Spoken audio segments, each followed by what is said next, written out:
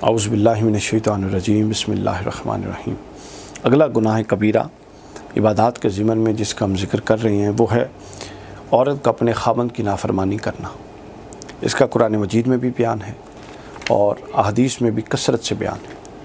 قرآن مجید کی سورہ النساء کی آیت نمبر 34 میں نافرمانی کے لیے ایک لفظ استعمال ہوا کہ نشوزہن۔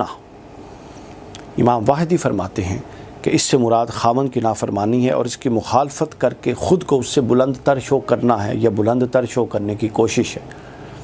اللہ رب العزت نے بتا دیا، اور جن عورتوں کی نافرمانی کا تمہیں ڈر ہو، سورہ نساء کی 34 نمبر آیت میں، تو ان کو سمجھاؤ اور ان کو بستروں سے الگ کر دو اور ان کو سزا دو، پھر اگر وہ تمہاری بات مان لیں تو ان کے خلاف کوئی راستہ نہ تلاش کرو، بے شک اللہ بہت بلند اور بہت بڑا ہے۔ اب اس آیت میں جو نشوزہن کا لفظ ہے، اس کی امام واحدی نے یہ مطلب بتایا کہ نافرمانی اس طور کرے کہ مخالفت بھی کرے اور خود کو بڑا بنانے کی کوشش کرے، جس سے پورے کے پورے گھر کا ڈسپلن خراب ہو۔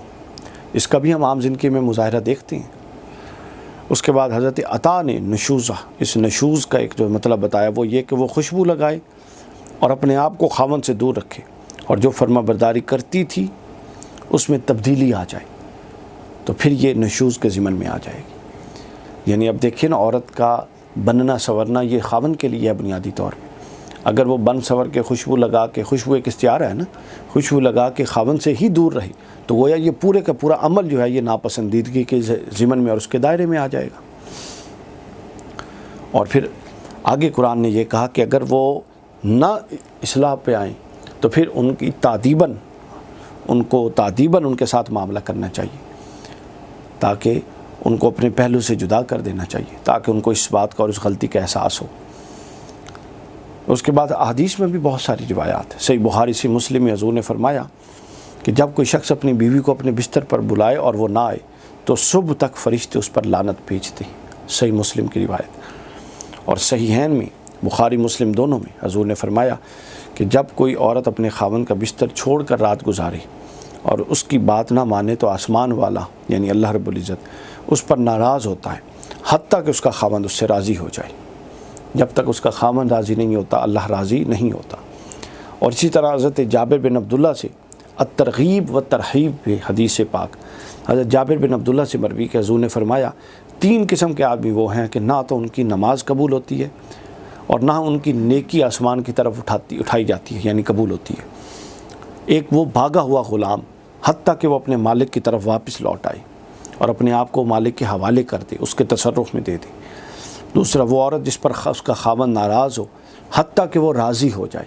اور تیسرا وہ نشہ کرنے والا حتیٰ کہ اس کا نشہ اتر جائے۔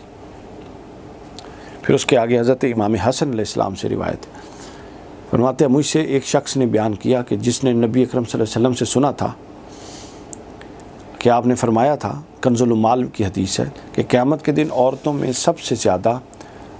سب سے پہلے اس کی نماز اور خاوند کے حقوق سے متعلق سوال ہوگا۔ سب سے پہلے نماز کا سوال ہوگا اور اس کے بعد اس کے شوہر کے خاوند کے حقوق سے متعلق سوال ہوگا۔ اور ترمذی کی حدیث ہے، حضور نے ایکسٹریم پر فرما دیا ادب کرنے کے حوالے سے کہ اگر میں کسی کو حکم دیتا کہ اللہ کے علاوہ سجدہ کریں تو عورت کو حکم دیتا کہ وہ اپنے مرد کو سجدہ کرے، لیکن سجدہ اللہ کے علاوہ کسی کو نہیں ہو سکتا۔ اور اسی طرح بے شمار روایت، حضور علیہ السلام ایک دفعہ کچھ عورتوں کے پاس سے گزر رہے تھے تو آپ نے فرمایا اپنی اصلاح کرو کہ میں نے معراج کی شب دوزخ میں دیکھا تھا کہ اکثر عورتوں کی کثرت ہے دوزخ میں۔ تو انہوں نے پوچھا یا رسول اللہ کس گناہ کی وجہ پر عورتیں جہنم میں زیادہ جائیں گی؟ تو حضور نے فرمایا اپنے خاوند کی ناشکری کی وجہ سے۔ تو لہٰذا جو ناشکری ہے یہ بڑی، چونکہ اب دیکھیے خاوند کو اللہ نے منتظم بنایا ہے، وہ جاتا ہے کماتا ہے محنت کرتا ہے، بے شک عورت بھی اسی مقام و مرتبے کی ہے، لیکن منتظم اور جو administrator of the family of the house اللہ نے خاوند کو بنایا ہے۔ لہٰذا اس حیثیت میں اس کے جو مقامات اللہ اور اس کے رسول نے دیے ہیں اس کو اکنالج کرنا چاہیے۔ ان کو اکنالج نہ کرنا یہ گناہ کبیرہ میں سے ہے۔ اللہ تعالیٰ سے دعا ہے کہ ہمیں ایک ایسا معاشرہ قائم کرنے کی تشکیل کرنے کی توفیق دے جو ان گناہوں سے پاک ہو۔